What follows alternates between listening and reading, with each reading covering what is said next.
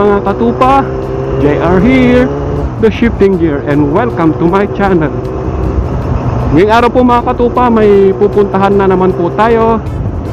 Ayan, may bagong discovery na naman po tayong lugar mga katupa na pwede nating puntahan, lalo na ngayong panahon ng summer. At naku po'y natutuwa dahil pagka-check ko po ng kanilang Facebook page, trinay ko po silang i-message at pumayag po sila na paunlakan po tayo para puntahan yung kanilang place. At ito po ay isang bagong tourist destination po dito sa aming bayan sa Manaoag. Blessing po dahil tayo po ang unang vlogger na papasok po doon mga katupa para silipin yung kanilang place. Ang opening po nila mga katupa ay sa March 16, 2021 po. Yun po yung opening nila. At mas maganda po habang maaga pa po, magpabook na po kayo dahil limited lang po ang pwedeng pumasok sa place. Gawa po ng kailangang i-observe pa rin po natin ang social distancing mga katupa. Ang pupuntan po natin malapit lang po dito sa lugar namin. Along Ordaneta, Manaoag Road po, sa barangay Inamutan, Manaoag, Pangasinan. At alam ko po boundary po yata ito ng Ordaneta at saka Manaoag na po. Malapit lang po ito, halos katapat lang po ng Jacob's Grill. Ayan po, pag galing po tayo ng Manaoag town proper at pupunta po tayo ng Ordaneta, right side po. Pero pag galing po kayo ng Ordaneta, halimbawa mga galing po ng Maynila, left side po mga katupa. At i-check po, ititignan din po natin mga katupa kung ano po yung mga kaabang-abang po sa lugar na to.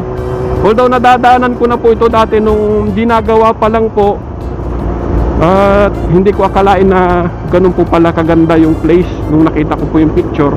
Pero mas maganda pa rin po pag makita po natin ng personal para masabi ko po sa inyo kung ano po ba talaga, kung talaga po bang worth it yung, sorry po, minipiyok, kung worth it nga po ba yung pagpunta po natin dito mga katupa. Ang kagandahan po kasi nito mga katupa, yung mga bisita po, mga turista na papuntang Manaoag Church, mga kapatid po natin dyan na Katoliko, pwede po silang dumaan dito para magpa-picture, o kaya pwede rin po silang mag-unwind. At may mga special events po yata na pwedeng rentahan pang special events mga katupa. Sarap nito, sarap sa asin na may sili, singkamas mga katupa. Nakakagutom. Kaya nga, inaramdam mo, pinararamdaman mo eh. O kaya suka na may sili na may asin, talo-talo na po mga katupa yung singkamas na to. At mukhang bagong pitas po eh, bagong bunot. At nagpasan ko na nga para hindi pa ako gutumin.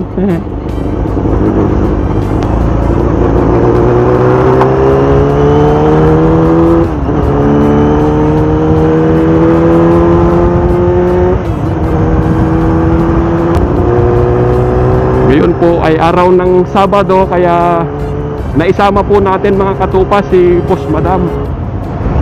Nayaya ko po siya para tignan kung ano yung mga laman nung place na yon, yung farm na yon.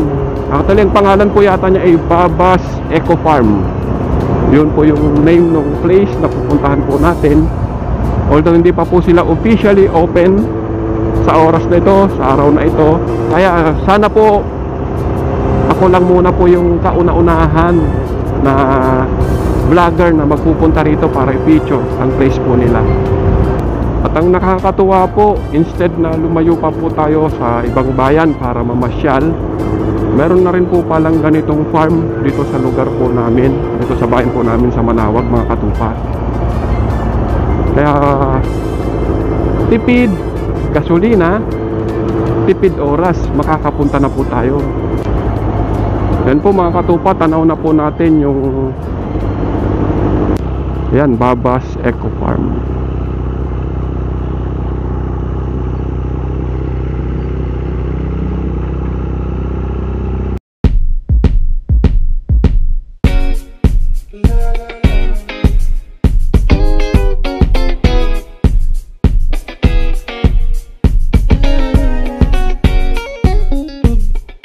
Okay, narito na po tayo sa gate ng farm na to mga katupa. Welcome po sa Babas Farm. Morning po. So we're still in maintenance mode. Hindi pa maayos. Opening po kami sa March 16 pa po. So we'd like to welcome everyone to come. March 16 daw po mga katupa ang opening ng Babas Eco Farm. Yan po. This is the holding area sa mga papasok. Holding First they area. go to the ticket booth na hindi pa tapos pero eventually matatapos din siya. And then they will go here for fill up po sila ng contact tracing form. Yes. And they should always wear yung face mask or encourage din po namin yung face shield for the protocol. And then we have to place also hand sanitizers, and we have to maintain social distancing for the IATF guidelines. We have to limit the crowd. So we are only allowed 30 inside the premises, but we have to segregate them. 10 inside the farm, and then 10 there's a refreshment area, and then 10 here sa holding area. So encourage also everyone not to come on 16th. They should also come on a later date para mas ma-enjoy nila, hindi crowded po yung place. Opo, sa opening po mukhang Baka madaming tao kaya sa ano na lang po kayo pumunta mga katupa. Best time! After ng opening para hindi po dagsa ang tao dito. And the best time to check this place is at dusk. 5 to 7. 5 to 7 na hapon. Kasi in the evening, you should also see the lights there. The May mga effects. lights po dyan. Entrance is only 50 pesos. 50 pesos daw po ang entrance. General admission and 40 for senior and PWD. May discount po ang mga senior saka mga ano ma'am. And then this ma'am is... This is our habit house. Habit and house. inside is the admin office. So it's restricted sa inside. Okay. And they can take pictures also here outside the habit house. For admin ano lang po. The flow of the people should be going to the entrance there. Ito po. And we will provide also tour guides para yung flow ng Ma-assess tao po is sila. Hindi magkaka ano po. watak-watak. Opo. Tsaka ito po may ano naman may mga araw kung saan yung restroom, refreshments, mga artist lane. May butterfly sanctuary din po pala ma'am, no? And then may sunflower maze na rin po mga katupa. Kaya hindi nyo na kailangan pumunta sa ibang farm na malayo. Sa mga kababayan po natin dito, dito na po tayo mga katupa. So this will be the Entrance, opo. So may guide po dito. Opo. Pagpasok po natin, we will be on this side only muna. On this side, we call this the artist lane. So everything that you will see here are recycled. They're from farm products, yung mga patapuluko shells, tapos kinulayan lang, and then parang droplets ng water. Pag nagka-picture kayo dyan, ganda ng effect niya sa after. Di bali ma'am, pag babalik po kami dito ng ibang oras. Ayan nga po mga katupa, kita nyo po. May mga Those drawings are clay pots made from the locals of San Carlos. San Carlos po mga And ito, mga mask. And yung naman na frame are supposed to be faces. okay. That's the straw. Straw. 3D art. And Yan, the may buttons also. basura na pero nagawan pa ng paraan mga katupa. Gumanda pa lalo. And then ito po, botones. Mga buttons po. And interactive siya. You can wear the mask while taking pictures. Ah, And ito, yung fish, na shape nila yung mga CDs. CDs, opo. And buttons also there. Tapos ito, yung galing itong rope na to sa mga Pugaro weavers. Oh, sa amin. Yeah. Yung mga gumagawa ng tali doon. So at least magkakaroon din sila ng exposure, yung mga Exposure, product nila. So sa gabi, maganda yung effects ng light din. Kahit ngayon, di ba, parang Nag-ano pa rin, nagre-reflect pa rin po. Yung CD, yung mga kulay po nila. parang scales ng cake. Opo. Wala yung spider. Yan po. Let's go, battleground. Battletop. Ayun po. Ito mga junk parts. Ito ba? Ito mga katupa, mga patapon na pero may pakinabang pa po pala. Oh.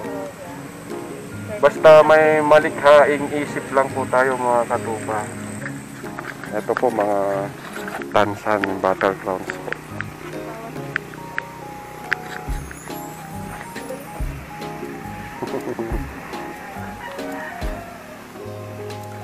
Ito po yung mga frontliners po natin ng Manawag po ba yung mga yan? Or Mga friends nung friends? Ito po. ginamit yung mga old clothes. Siyempre yung mga tinatapon na rin. And then they use it as a planter. Kasi yung ganda na siya. Maganda rin yung effect niya, di ba? Opo. Saka ang ganda ditong mag-selfie mga katupa, oh. Lalo na sa mga may partners. Magandang magpa-picture po. Yan po, kahit mga basura na po, mga sirang damit na, pwede pa pong gawing Ito rin po, mga baso. extra yung mga natistis na. Nagtistisan po yung mga ano doon. Mga nagtistisan ng kahoy. Ayan, yung tinatapon na. Tinatapon na rin. Kasi hindi na rin po nagagamit yan sa mga nagpo-furniture. Ginagawang panggatong ng iba kaysa gawing panggatong. Pwedeng gawing wall mga katupa. Yung ratan na. Ang alam ko ma'am, ano pa yata to yung root ng ratan. Tapos binibilog po nila. Pwedeng lagyan ng wall. Oo, pwede po. Pagabing ganda lang. And here, di pa siya tapos, pero ito magawin siya parang fountain. May fountain po. And ito mga fountain din na wood. Yung mga ano, sa gawang Bagyo. Mga Mga flat stones eh. Ito mga may ipa.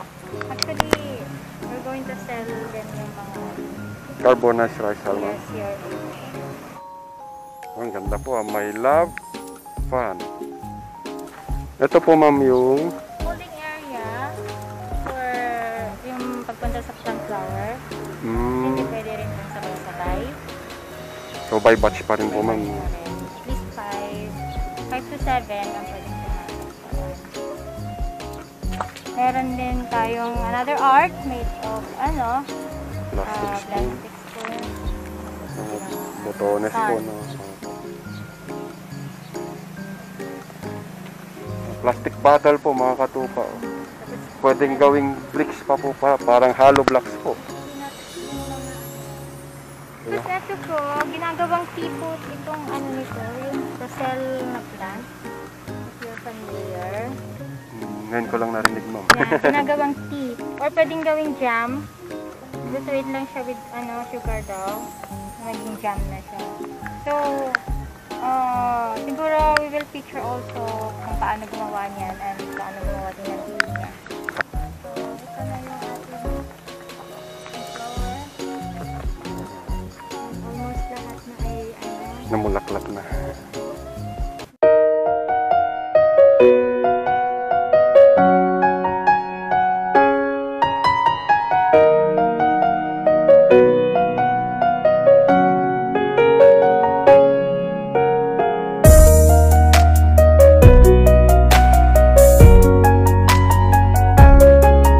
A few moments later.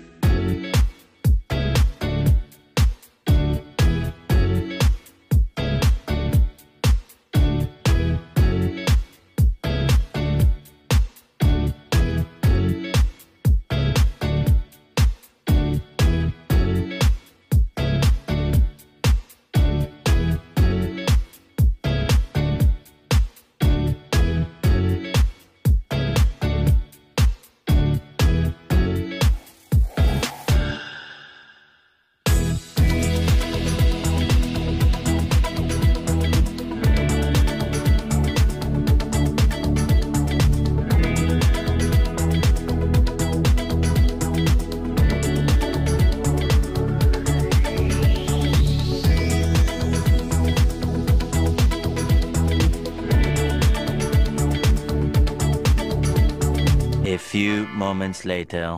And po, tatanong ko lang kung paano po nabuo itong farm na ito. Actually, yung Babas Eco Farm is yun yung ano namin, collective imagination namin magkasama. So that's Baba and me, Maxi.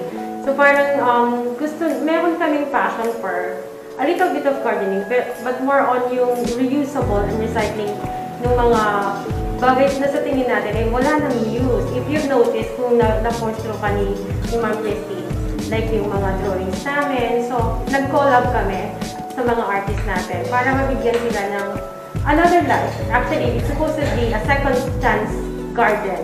Parang everything has their own chance to shine again after na magamit natin sila. So, dun lang naman nag-umpisa yung idea na. But basically, we wanted to support yung local products ng Manawag at saka at least to have another options na pwedeng puntahan pa sa Manawag. Of course, we have the Basilica na famous naman talaga yung Manawag. But aside from the Basilica, we wanted to showcase yung product ng Manawag, yung handicraft weavers. In-infuse namin siya doon sa kung nakita niyo sa mga artist day natin. So yung mga ginamit na mga ginagawa ng mga handicraft weavers. Eventually, siguro as we go along, baka pwede na namin showcase pa yung mga handicraft ng mga taga-Pugaro. Yun, kaya we wanted to give them an avenue para i-showcase yung product nila kasi napaka kilala na nun eh. Nakaka-export na rin sila pero they were not given an opportunity para i-showcase yung product nila. So hopefully, this Babas Eco Farm would be an avenue for them para maipakita nga yung product nila. And aside from that, we also wanted to venture with soon an Airbnb. We wanted to serve them something, yung produce na galing dito sa farm. Yung mga pang-salad natin, na organic farming, yung mga ganang organic products. Plus yung iba pang ginagamit ng mga farmers. Yung pinaka-trademark ba ang tawag doon, if I would use that term, yung pots namin, they're called bell pots. Yun yung traditional way of using or planting, di ba? Di ba? Uso ngayon, plantitas. Pero most of them are ceramic pots na. So, hindi na nabibigyan ng notice or ng importansya yung mga bell pots natin. They are made of clay. Porous ang clay. So, it absorbs water. So, even if hindi ka mag-water ng plants mo every now and then, yung clay itself is na-absorb niya yung water niya. So, yun, nilagyan lang namin siya ng art para it's one way of yung showcasing yung bell pots, yung traditional bell pots. So, I think yun yung mga vision namin and how Babas Eco Farm came about. Yung mga abangan natin dito, yan, I think we need to update, to showcase namin yung mga artist alley namin, tapos gusto namin mga Filipiniana siya, or yung at least mayroon kaming tungkol sa nature, yun. So, mas maganda siguro na ina-update rin namin kung ano yung mga pwede pa namin na i-consider na i-offer dito sa farm. So, ayun, I think I have to mention yung Eco Bricks.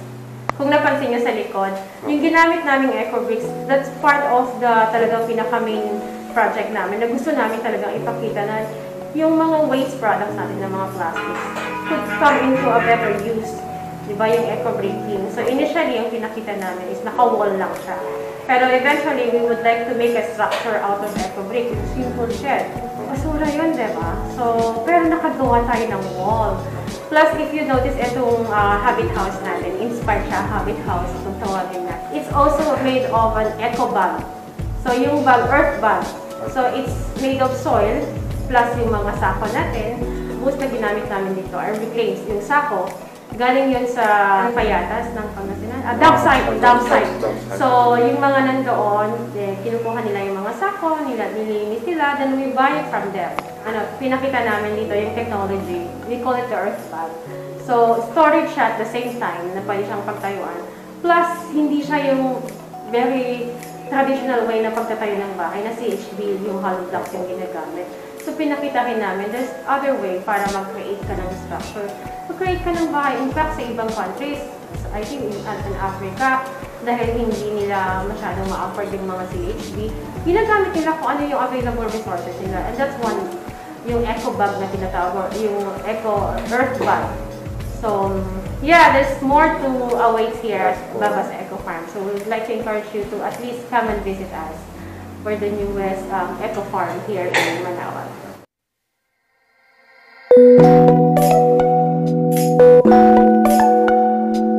A few moments later. So ayan po mga katupa, galing na po tayo sa Baba's Eco Farm. Napakaganda po mga katupa, at sa ngayon po kasi ongoing pa rin po yung kanilang pagde-develop do sa place. So eventually after mga 2 weeks to 3 weeks, marami pa po tayong makikitang mga pagbabago. So it's a privilege po na tayo po ang unang inimbitahan na vlogger po dyan para i-feature yung kanilang place. At ang nakakatuwa po kasi hindi po ito kumbaga yung pure business lang, kundi po may magandang layunin po ang kanilang kumpanya mga katupa. Kaya so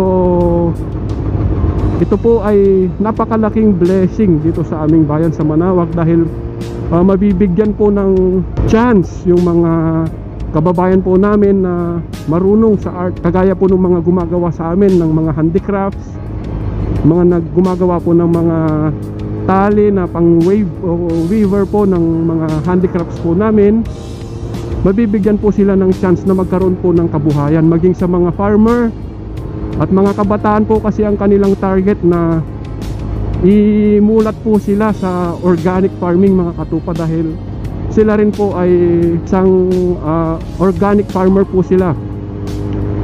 Ang advocacy po nila, promote organic farming and agritourism sa bayan po namin sa Manaoag. Kaya yun po, sa mga susunod pa pong mga vlog, mga squad po namin, pag nag-operate na po yan, malamang sa malamang magtatambay po kami dyan mga katupa. Kaya abangan nyo po yun. At salamat pong muli sa inyong pagsubaybay sa ating channel.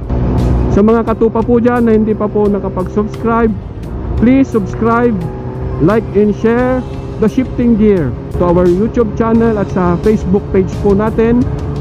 At sa mga nakapag-subscribe na rin po, maraming salamat po sa patuloy na pagtangkilik po ninyo at pagsubaybay sa mga videos na ina-upload ko po.